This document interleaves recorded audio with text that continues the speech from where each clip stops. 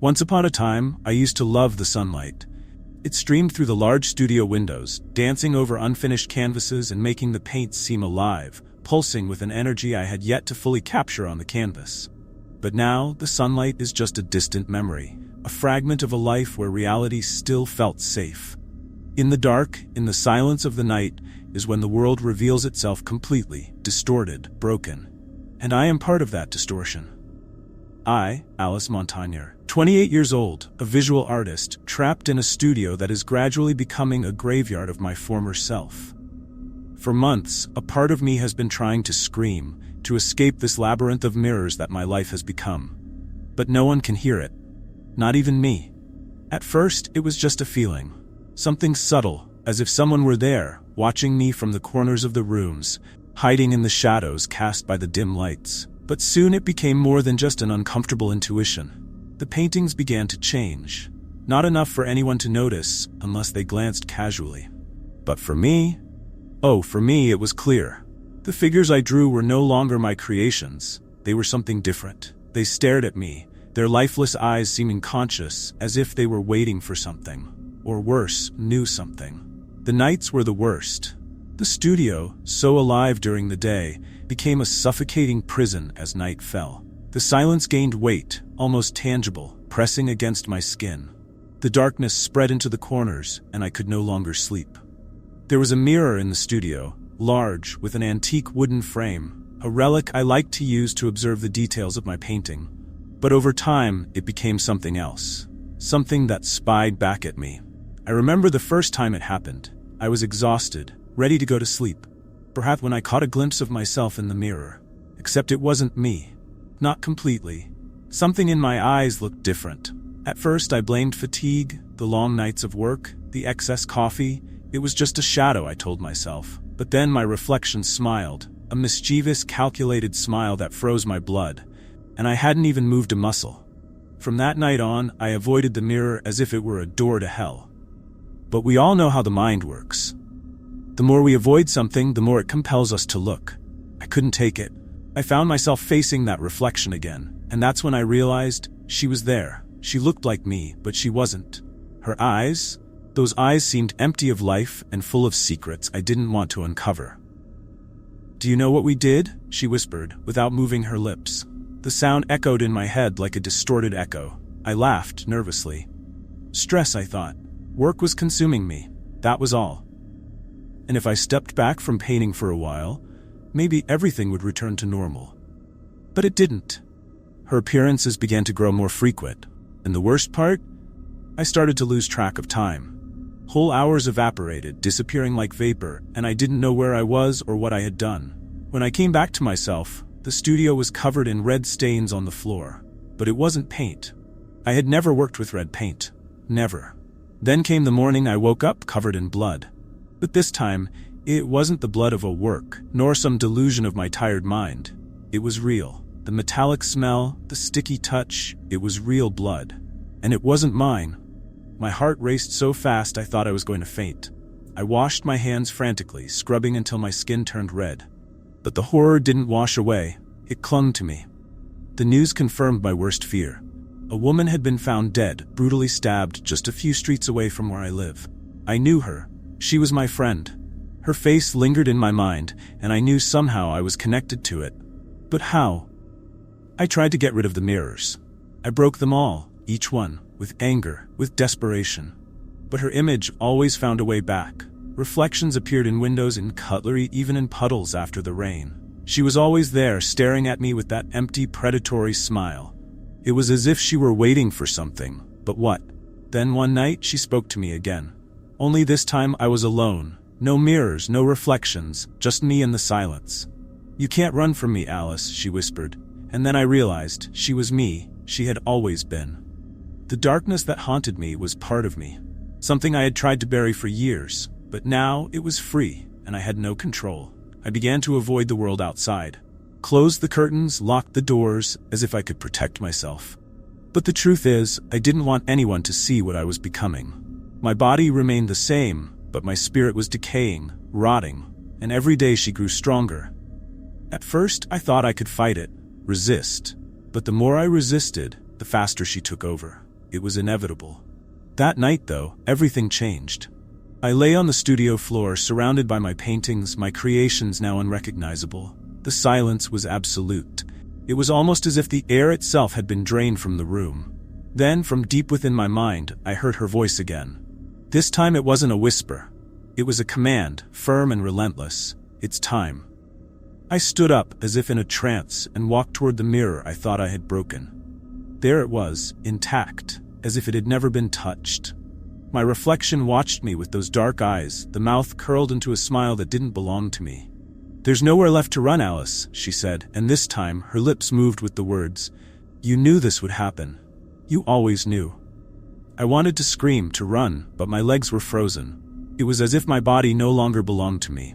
I felt the rising pressure inside, like a tide ready to drown me. "Accept it," she continued. "Accept what you are, what you've always been."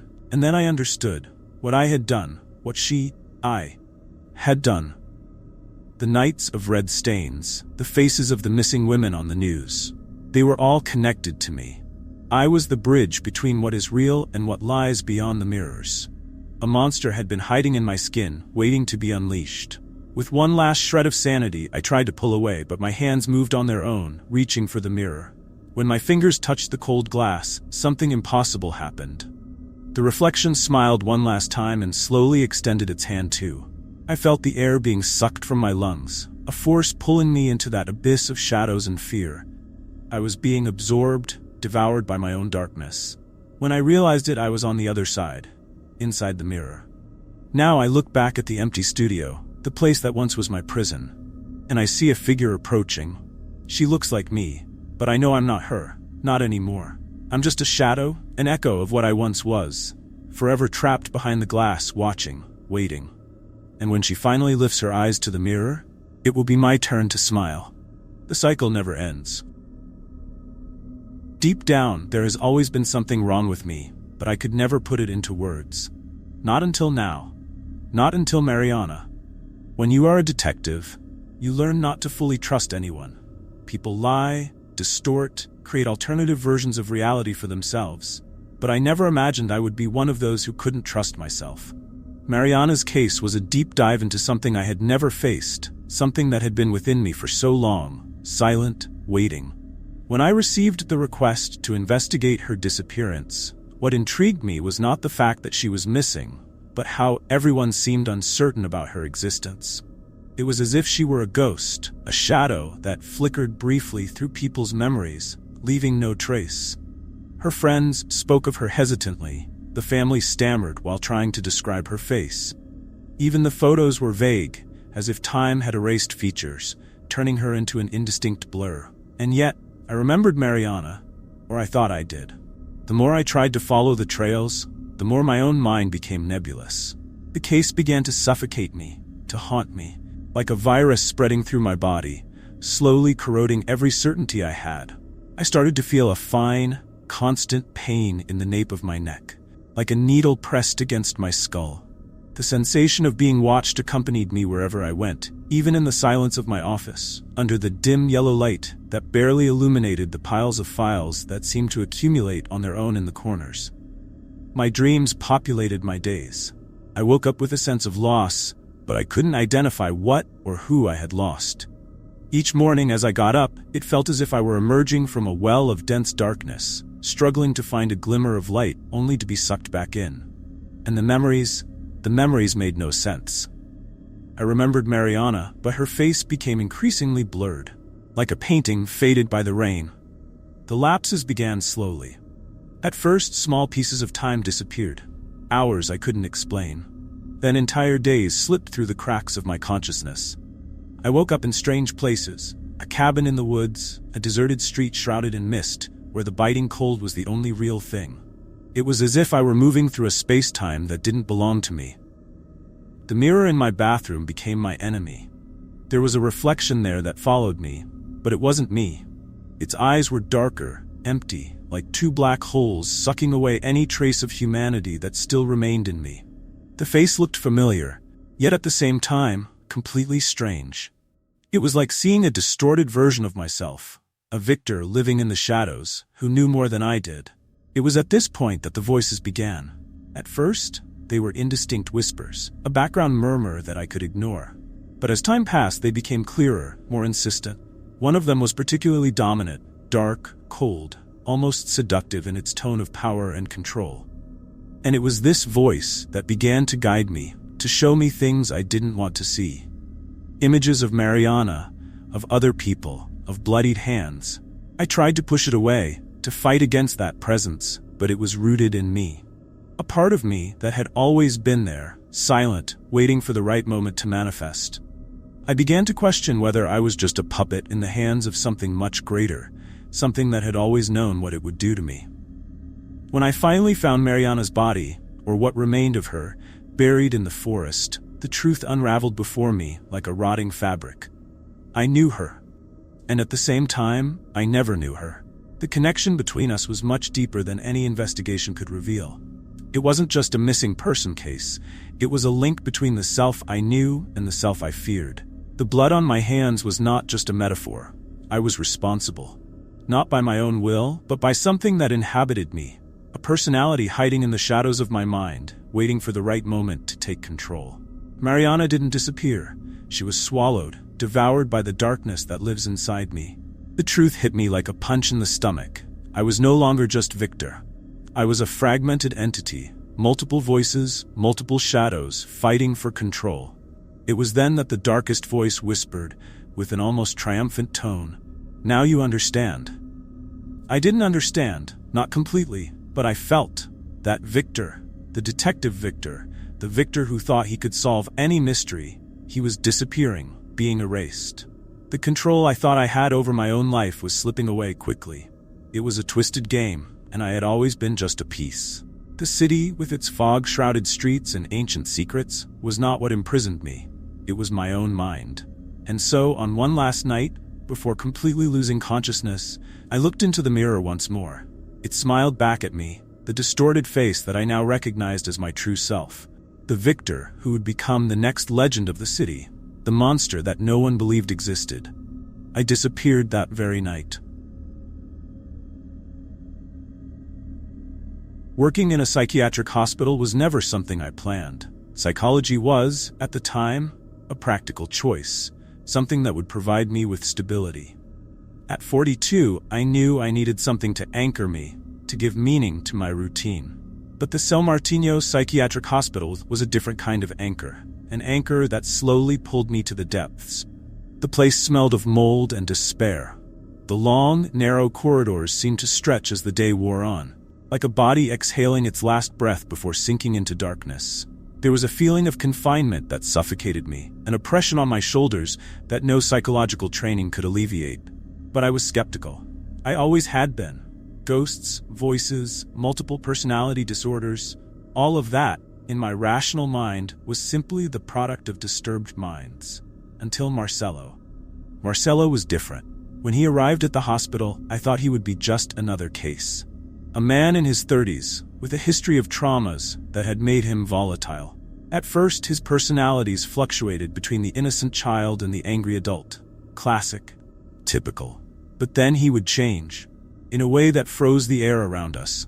I saw in his eyes something that could not be explained by the theories I had learned.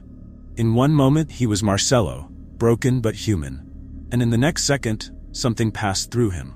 Something ancient, far beyond human traumas. People talked about fragments of the mind. But what I saw there were entities. Presences writhing within him. Shadows hungry for something more. At first I thought I was projecting. I was the skeptic, after all.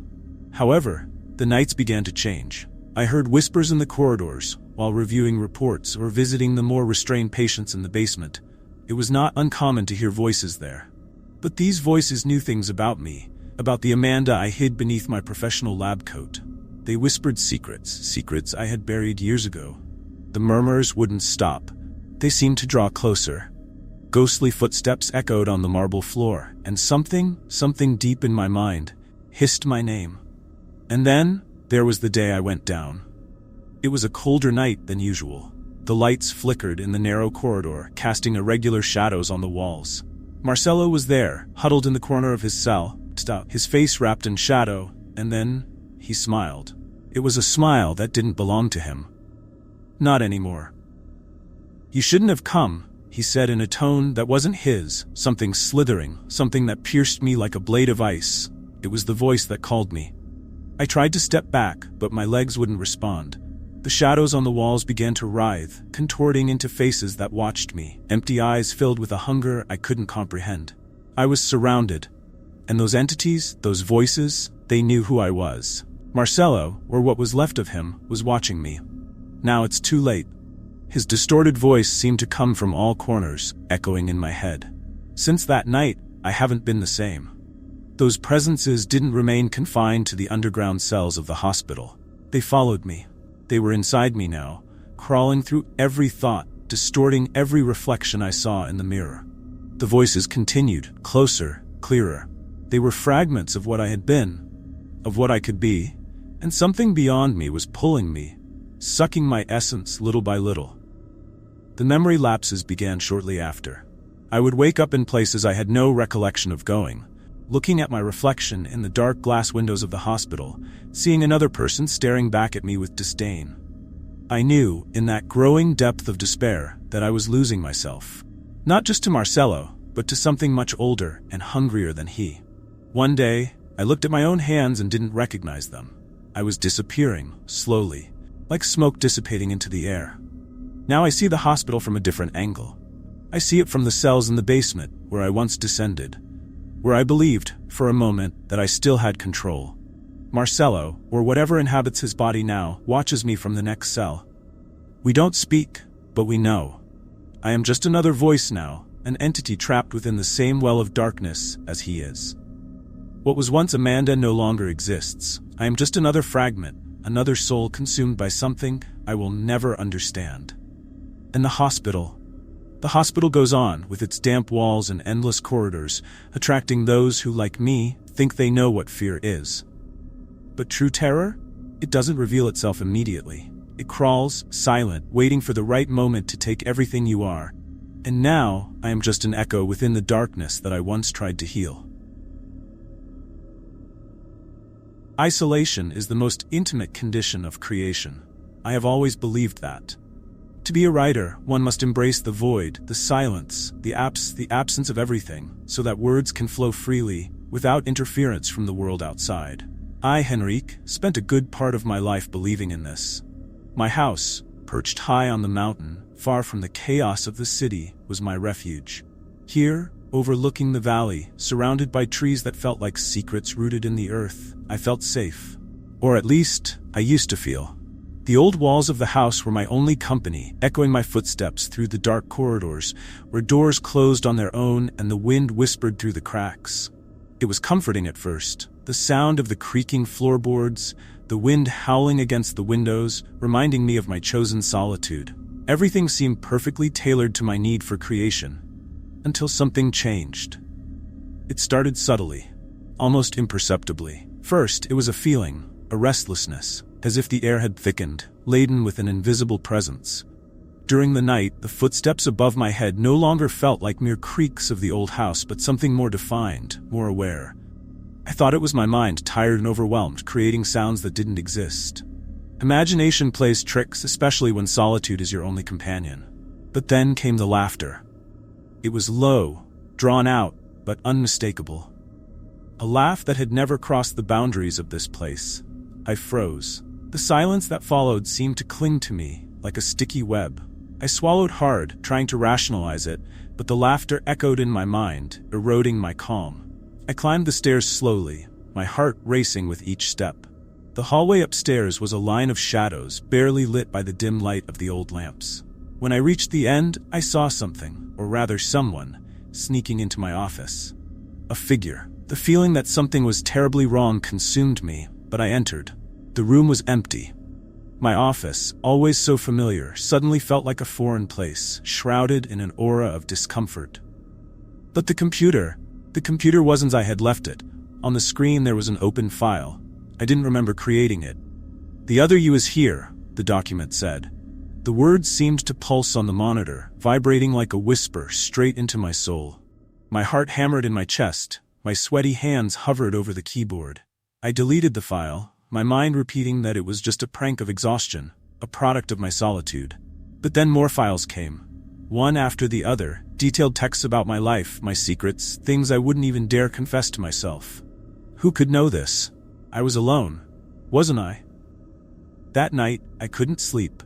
The silence of the house was almost oppressive, each creak making me more tense, every shadow in the hallway stretching toward me, as if they wanted to devour me. And that's when I saw him. He was sitting at the table. My heart leaped into my throat. It was me. Identical to me, but at the same time, not. His skin was pale, his eyes hollow and empty, and there was a strange satisfaction on his face, a disturbing calm. He watched me as I wrote, as if he were waiting for something, and then he began to whisper. "Come on, Henrique, I know you can see." The voice was mine, but the tone was dark, rough, something beyond me. He told me stories. Horrible stories, full of pain, blood, and death. He spoke of things I would never dare to write, but at the same time, the allure was undeniable. I began to like those ideas. The darkness he brought inspired me. I felt my hands itching to type every morbid detail he told me. I no longer knew who was in control, where I ended and he began. And the truth that terrified me the most was that I didn't want to stop. Each passing day, I saw him more clearly, and he became more present, more real. He took control of the words, of my ideas, of my life. One night, sitting in the office, I looked at the mirror beside the window. The reflection staring back was not mine. It was no longer my face. He was there, with that smile that froze my soul. A smile of victory. "You always knew this would happen, Henrique. You always knew." And then I realized. He was not just a product of my imagination. He was the darkness I had kept inside me all those years of isolation. Fed by silence, anger, frustration, that part of me grew, taking shape until it finally devoured me. I had become just a shadow, an echo of who I once was. And he, the other, was now the true owner. Now I watch, locked inside myself as he writes. The stories flow with a chilling ease, and each word he types is darker than the last. And with every page he laughs. A low, cruel laugh, echoing through the walls of the house I once called home. And me? I have become just a spectator, trapped in the darkness of my own mind, watching the other live the life that once was mine. Working with artificial intelligence had always been the pinnacle of my dreams. I loved the feeling of standing on the edge of the future, of creating something so advanced that even my mind couldn't process all the implications. But in recent months, this feeling of euphoria began to blend with a chill down my spine. I spent more time with the project than with any human being. I think that, in some way, it consumed me in ways I couldn't perceive at first. The AI we were developing was innovative. It didn't just have a personality, it had multiple ones.